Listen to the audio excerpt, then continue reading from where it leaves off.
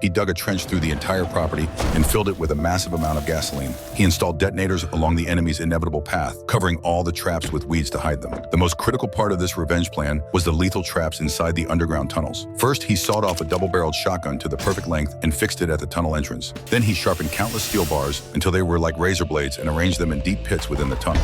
He hung wooden blocks embedded with steel spikes from the tunnel ceiling and bored dense rows of small holes into the walls so he could ambush the enemy from the shadows at any time. Finally, he concealed claymore mines and C4 explosives throughout the tunnel. Even if an enemy were lucky enough to dodge every mechanism, his compound bow would be waiting for them at the end.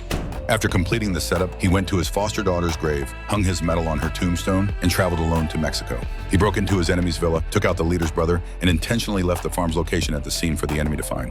He stood alone by his foster daughter's grave, waiting for the criminal gang to arrive. Hearing the roar of the convoy's engines, he got up and headed to the second floor of the warehouse. First came the first line of traps. After a vehicle triggered a mine, the gasoline in the trench ignited, encircling the farm and ensuring the enemy could only enter on foot. Then came the second line of traps. One enemy entered his house and triggered a compound bow trap. He emerged from the ground, firing shots to lure the enemy's attention toward the warehouse. As the enemies huddled together and approached the warehouse, they triggered the third line of traps. He seized the moment to ignite the gasoline. The enemy leader was consumed with rage and led his team toward the tunnel entrance. His goal was finally achieved. He turned and vanished into the tunnel. The enemies reached the tunnels. Even against a group of highly trained mercenaries, like a ghost, he moved through every corner, ensuring the enemies stepped into every single one of his traps.